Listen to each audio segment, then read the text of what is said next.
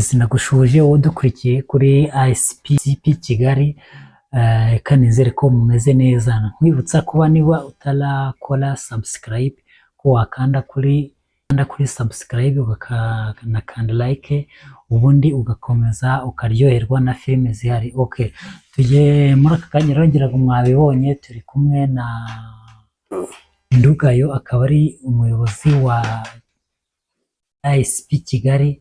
Tuguhaye ikaze. Murakoze cyane. Amakuru y'iminsi? Amakuru ni meza. Abadukurikiye ndabashuhuje kuri ICP Kigali. Basuhuze neza, basuhuze rwose, ntabwo ni n'ubwa mbere bakubonye.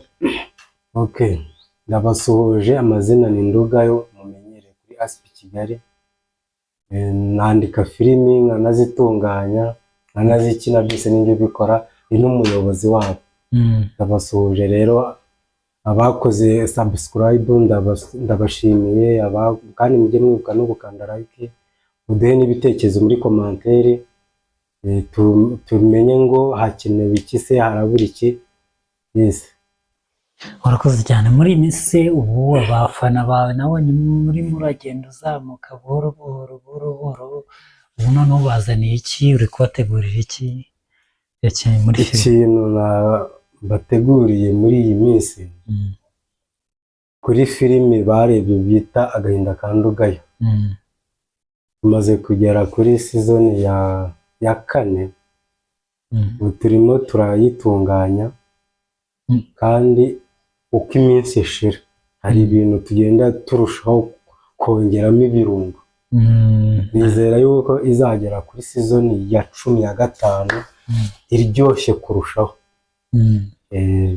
Abaheruka kuyireba, kugira ngo abarebye igice cya mbere bakareba iya kabiri, bagenda babona ko hari utuntu tugenda twiyongeramo.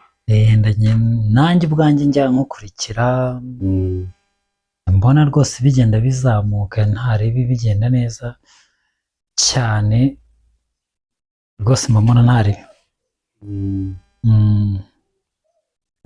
Turagerageza kuko mu buzima iyo umuntu atangira, iyo utangira ntabwo utangira neza, hari ibyo utazi, hari ibyo utaramenya.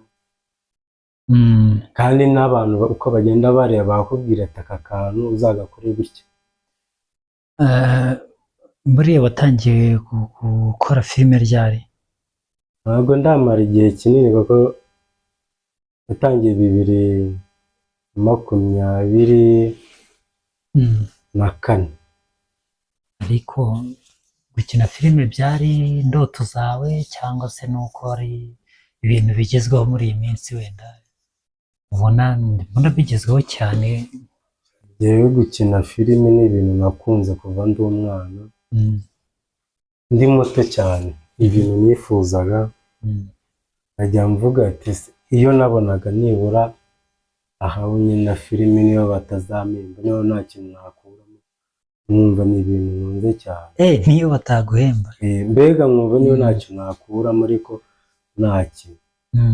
Kuva ndi muto ni ibintu nakundaga cyane, kugeza aho mvuze ati mfata umwanzuro, navuga ati kambigerageze.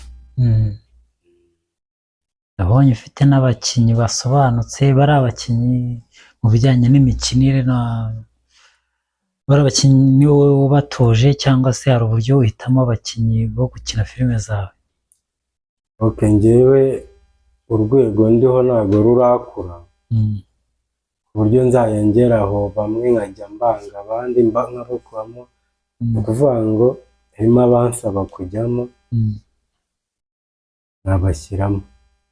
Icyo gihe urumva umuntu ugiyemo ari ubwa mbere ntabyo abazi, ndabatoza nkavuga ati urakina role gutya, umurimo yagakina nkamusubirishamo, nkongera nkamusubirishamo.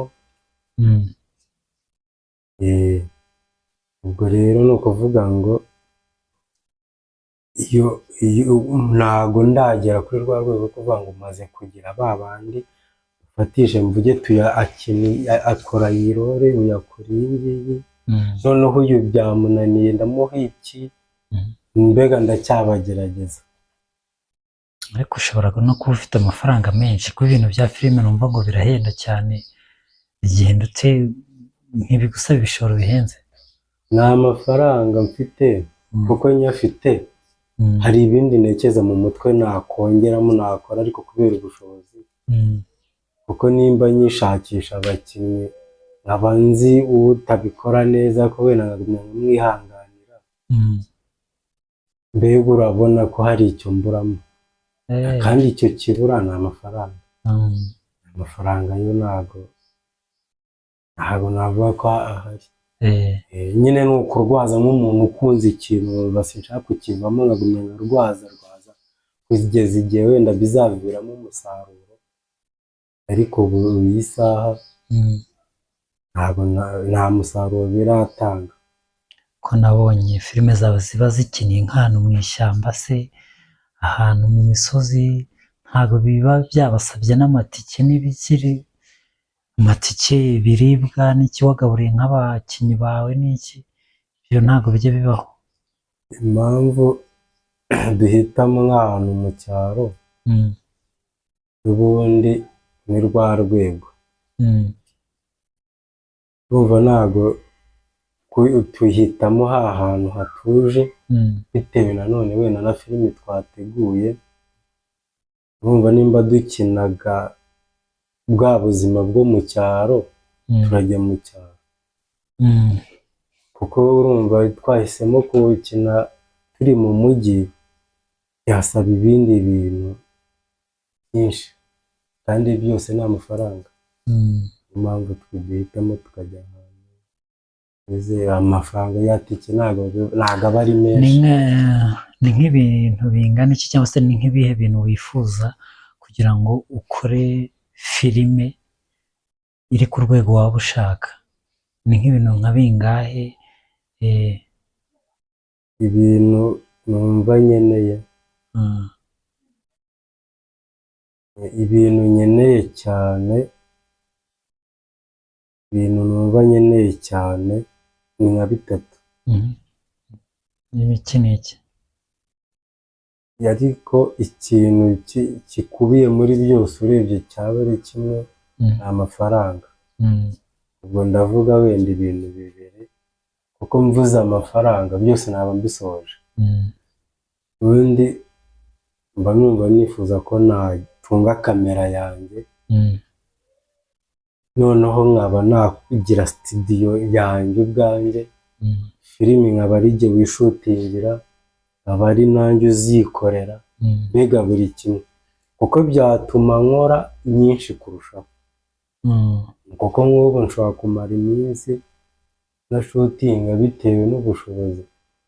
Urimo urashaka kumbwira yuko ari amafilime tubona hari abantu baba bayashutinze bakayeditinga wowe ukaporodinga gusa?